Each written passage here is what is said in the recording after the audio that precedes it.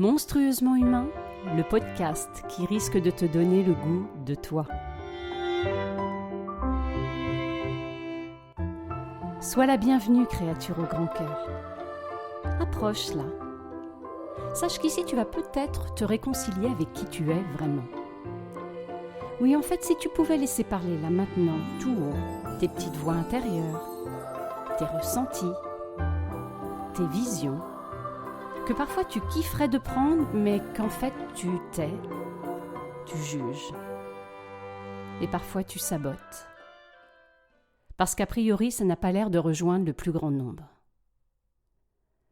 Et si, ici, on partageait sans honte et sans peur d'être lapidé? Dans ce podcast, tu vas réaliser que nous sommes tous hors normes. Oui, même infime soit-elle, une part de toi est anormale. Et tu sais quoi? Youpi!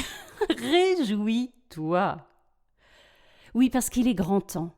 Il est grand temps d'honorer nos singularités, nos regards différents, et de faire fructifier tout ça, et surtout de partager ce terreau-là au monde. Alors moi j'ai un rêve peut-être fou. Mais ce que je sais, c'est que ce rêve me fait me sentir vivante. Ce rêve, c'est celui de participer à l'effondrement du mur de la norme. C'est un peu mon mur de Berlin à moi. Alors je dis stop. Stop à cette recherche constante de l'approbation du monde pour valider notre existence. Oui, stop à cette normopathie assassine. Bonjour, c'est Audrey Jarnier, bienvenue dans Monstrueusement humain.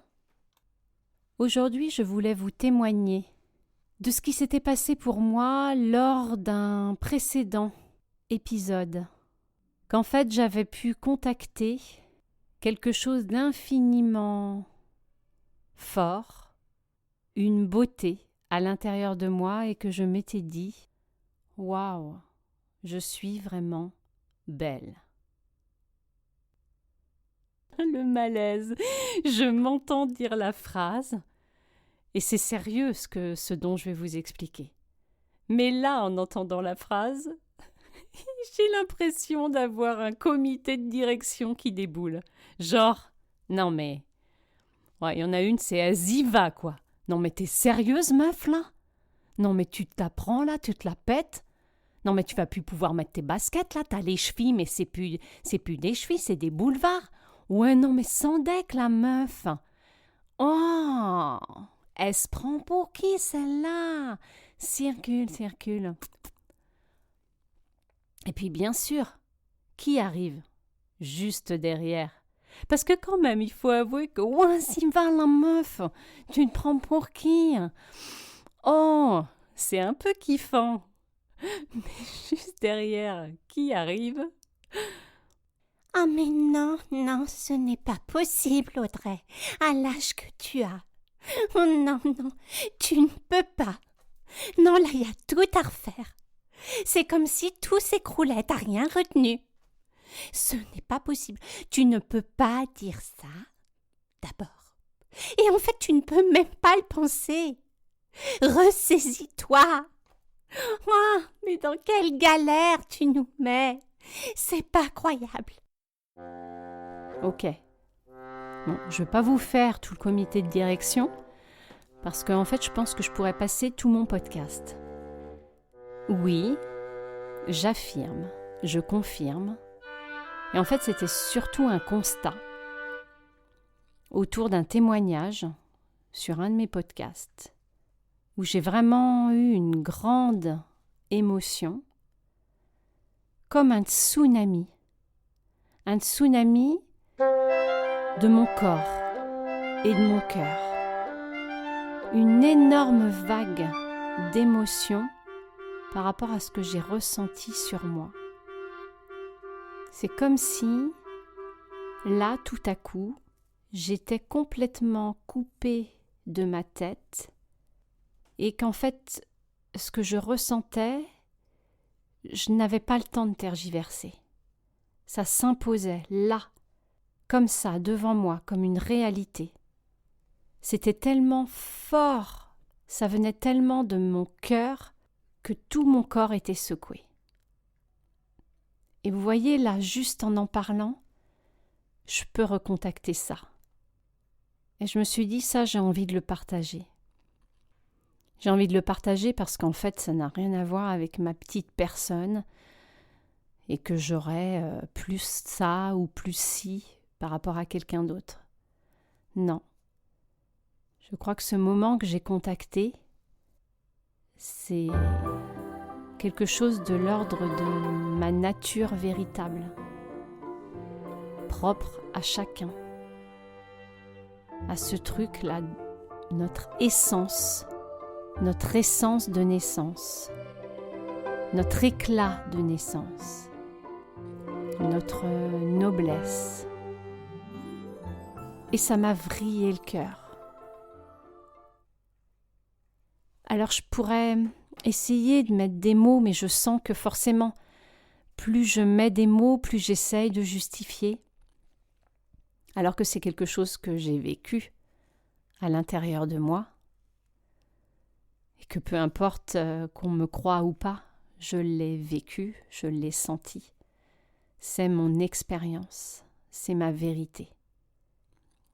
Ce dont je voulais témoigner aujourd'hui, c'est qu'à travers peut-être mes problématiques exprimées pendant mon podcast, c'est comme si une partie de moi complètement enterrée se dévoilait là, me faisait wouhou, yes, est-ce que tu vois là? Wow, elle en voit celle-ci, elle est belle. Non, je blague. Je blague parce que je sens que vraiment c'est quelque chose de très précieux, cet espace que j'ai contacté. C'est tellement précieux que là, au moment où je vous le dis, je sens mes larmes qui montent. Et ce ne sont pas des larmes de tristesse, des larmes d'effondrement. Ce sont des larmes lorsque l'on croise le beau, ou j'aime dire aussi le sacré en soi, c'est-à-dire ce truc-là de naissance, cet espace sacré, vivant, qui nous pète à la figure. Alors oui, pendant un instant, je me suis sentie belle de ce que je portais à l'intérieur de moi. J'ai été kidnappée, scotchée, sidérée, prise en otage par cette beauté. Parce que j'ai senti mon cœur s'emballer, j'ai senti le frisson, j'ai senti cette intensité monter comme une vibration, une harmonie lorsque l'on est devant quelque chose de beau. Ce truc qui fait que on ne peut pas forcément parler, on est subjugué et c'est bon. Alors voilà, je voulais vous partager ça. Oui, pendant un instant, j'ai ressenti ma beauté. Et je crois qu'on est tous sur le seuil de cette porte et qu'on peut être à même de le franchir, ce seuil. Oui, à cet instant, mon corps a frémi, mon cœur s'est emballé devant tant de beauté, parce que c'est une vérité à cet instant qui n'a en fait besoin d'aucune validation extérieure. Parce que ça s'impose. Et que ça ne vient pas de mon ego, parce qu'à ce moment-là, le mental est comme déconnecté, totalement. Il reste muet. C'est en fait l'instant où l'on sait. On ne sait pas pourquoi, on ne peut pas l'expliquer, mais on sait. On sait parce que l'on ressent, et non pas parce que l'on pense par sa tête. Après cet événement, ce ressenti, eh bien, rassurons-nous, il n'y aura pas de prise de melon, il n'y aura pas de cheville enflée. Non, il y aura sûrement d'autres moments d'auto-jugement, de sabotage. Il y aura sûrement d'autres moments où je choisirai, où vous choisirez d'être la victime. Et pourtant,